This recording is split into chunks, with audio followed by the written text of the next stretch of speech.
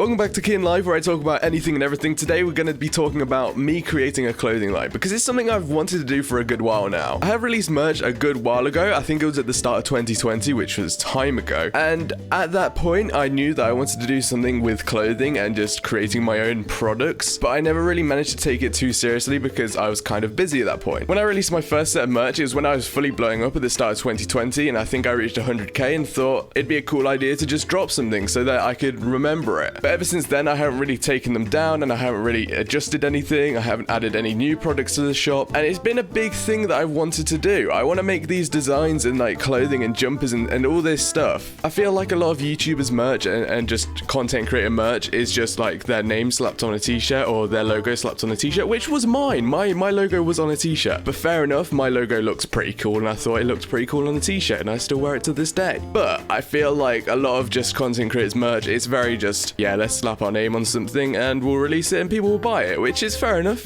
If you don't really care about clothing and stuff, then I can understand why you do that. But in the future, I do want to create a clothing line which isn't really related to the YouTube channels as much, and it's more about the designs being super cool, and just if you wear it out in public, nobody's going to shout at you saying, oh, you watch so-and-so, you know? Because that's really what I want. I don't buy an Adidas t-shirt so that other people say that I'm an Adidas supporter or something, you know? I just buy a t-shirt because it looks cool.